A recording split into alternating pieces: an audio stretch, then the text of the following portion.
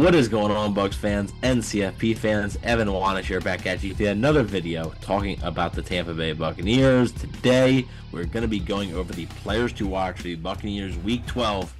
Yes, it's already Week 12.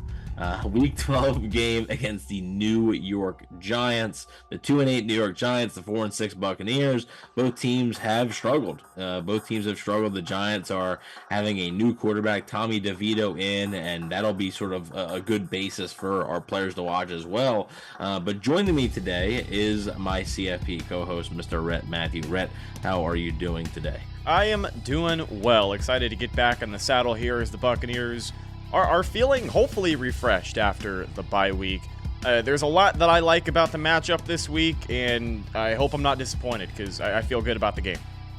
One of the reasons I think they're feeling refreshed is going to be our first player to watch. It is number 13, Mr. Mike Evans. By all accounts, Mike Evans will be back in the lineup for the Buccaneers on Sunday after missing the past couple of games with a hamstring injury he suffered Week 7 against the Baltimore Ravens. Look, the Bucs offense has missed Mike Evans dearly. There has not been a downfield threat for this offense, and defenses are starting to really key in on a guy like Cade Otton, Bucky Irving, Rachaad White, because that was really like what the basis of the Buccaneers offense has been the past few weeks, and it just became too easy to sort of slow down, and especially when defenses knew you weren't likely to throw over the top. I think it becomes even easier for a defense. So having Mike Evans there, I think will do wonders for Liam Cohen. It'll do wonders for Baker Mayfield as well. So what impact do you think the return of Mike Evans could have on this offense? I think Mike Evans has shown that even at 30 plus years old, he still has the ability to get open and be a weapon for this Buccaneers offense, but they don't necessarily want to force feed him the ball this week. I do think there will be times where he's featured more than others, but I really think his presence does such a great job at just opening things up for the other guys that we know can succeed in this offense. A lot of the success that this Liam Cohen offense has had so far this season is from all the underneath stuff, and that's because guys like Chris Godwin, when he was on the field, and Mike Evans especially, have been so good at setting things up deep down the field that the offense has a lot more room to work underneath. So these last couple of weeks, it's kind of been the Cade Otton show. San Francisco showed that they can slow down number 88 in the second half of that game, and I think Mike Evans can pick up that slack this week. He's feeling fresh and ready to go. I'm excited to see him. I definitely still think he's got the juice, and he's got some success in the past against the Giants as well. Usually plays well against New York. Certainly does. And Mike Evans isn't the only weapon the Buccaneers have, though, right? And while it's great to have him back and it's going to help this offense out a lot, I do think the Buccaneers running backs could be a key in this matchup. Both Bucky Irving and Rachaad White both scored touchdowns the last time the Buccaneers played a football game. Both looked pretty good against a tougher San Francisco 49ers front, right? And I mean, look, the Giants have some talent along the defensive line with Dexter Lawrence and Brian Burns to try and slow them guys down. But I think it's up to the Buccaneers to find creative ways to get the ball, both in the run and pass game, get the ball to Bucky Irving, get the ball to Rachaad White, and let them work. Maybe even let Sha Tucker see a little bit more action here.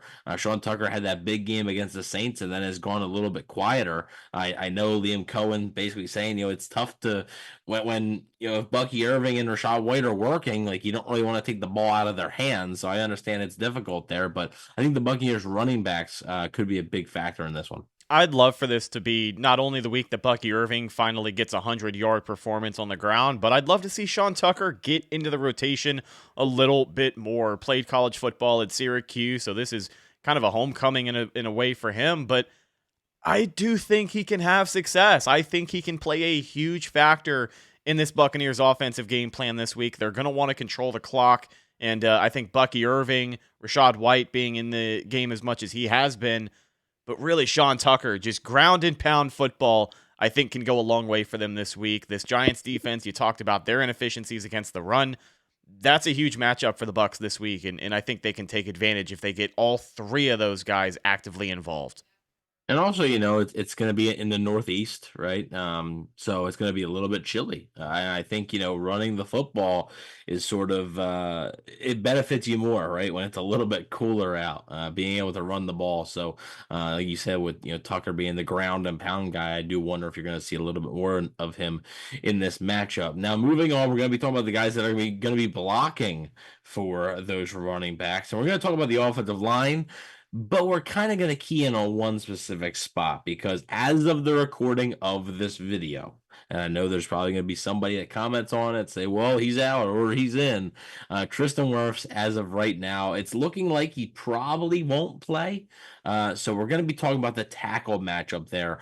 Where the Buccaneers line up at left tackle, it appears to be Justin Skule, appears to be the guy to fill in there. He appeared filled in for Luke Gedeke earlier in the season at right tackle. Had the rough game against Detroit and Aiden Hutchinson, but sort of bounced back after that. So I'm looking for this offensive line, though, to be productive because, like I mentioned earlier, the Giants have some talent along the defensive line. I mean, Brian Burns has given the Buccaneers some issues over the years with Carolina, and Dexter Lawrence is one of the better interior defenders in the entire NFL. So they're no slouches over there on New York, despite their record and despite their defensive struggles. They still have some talent. So the Bucs offensive line has to be ready to not only open up run lanes, but protect Baker Mayfield, which they've done a pretty good job of so far this season. Yeah, Kayvon Thibodeau getting back in the lineup this week for the Giants as well. So just another pass rusher with experience they're going to be going up against.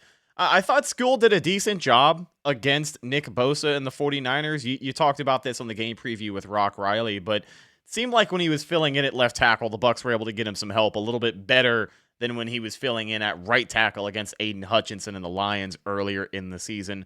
I think that'll continue. Some success in the run game. The big interior guys kind of having a nice second half of the season here so far is going to go a long way. But, I think this offensive line can really pick up the slack here. They've played well, and despite the talent this defensive line of the Giants has, I think the Bucs, I think they can win in the trenches here. Yeah, that definitely. And I think it's going to be a big factor in this game, something the Buccaneers want to get back to, winning the trenches on both sides of the football. Speaking of both sides of the football, we are going to be talking about the defense now. We're going to highlight two players. One of them does play on that defensive line. They're going to be rushing Tommy DeVito, and that is edge rusher Yaya Diaby. Now, Diaby has had a bit of a letdown of a sophomore season, maybe a little sophomore slump there for Diaby after having such a good rookie season, leading the team in sacks as a rookie with 7.5. So I think a lot of Bucs fans were hoping he'd take that next step. Really hasn't transpired quite yet for Diaby, but look, if you look at his rookie season, he had a pretty strong second half, right? He really came on in the second half. He became the starter in the second half of the season. And then after that, really never looked back. Hopefully the Buccaneers can get that sort of production out of Diaby down the stretch run here because he's an important piece to their pass rush.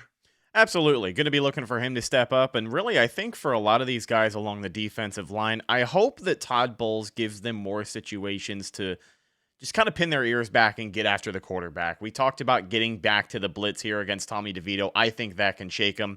The importance of a four-man pass rush, like that goes without saying. But, I really do think if Todd Bowles allows these guys to just get after the quarterback and isn't necessarily dropping them in coverage, right? I don't need to see Vita Vea or Yaya Diaby or maybe even Joe Tryon-Shoyinka. I don't know if I want to see those guys drop back into coverage this week. I want to see them get after the quarterback, because this is an offensive line I think they can take advantage of.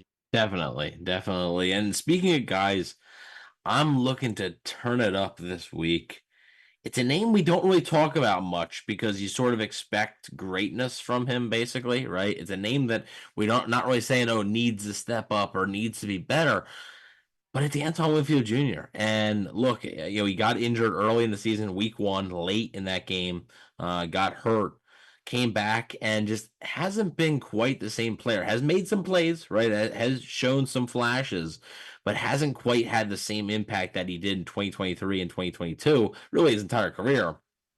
So I'm looking for Winfield to bounce back this week, especially after a tough San Francisco game where I Bleav it was on the final drive. One of the bigger plays the 49ers got to be able to get in a field goal range was with Winfield there in coverage as well. So it's not all on him, right? The secondary struggles he's just one guy. It's not all on him, but Antoine Winfield Jr. is definitely a guy the Buccaneers need to have step up, not just in this game.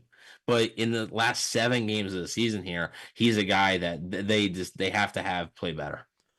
The standard that number 31 is set for himself is so high that when he has a string of not great games, everybody's kind of left wondering what's going on.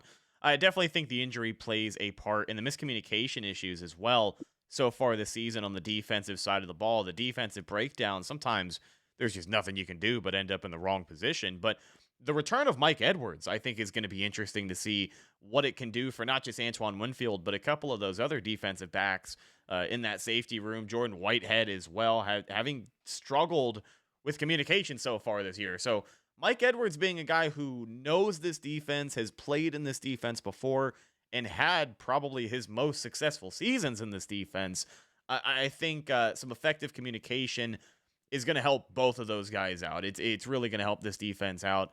And I think relying less on your Josh Hayes is going to go a long way here. But yeah, looking for Antoine Winfield Jr. to get back to playing the brand of football we know he's capable of. It's what got him, that big contract. For sure. And I have confidence he will, right? It just, it needs to happen sooner rather than later for the Bucs here. So, and also, one quick note on Mike Edwards, it's just another member of the Gravediggers are back, basically, right? So you get Jordan Whitehead back in the offseason, and then a little bit later you get Mike Edwards back. So eventually we'll be saying welcome back, Sean Murphy Bunting and Carlton Davis before you know it, I'm sure.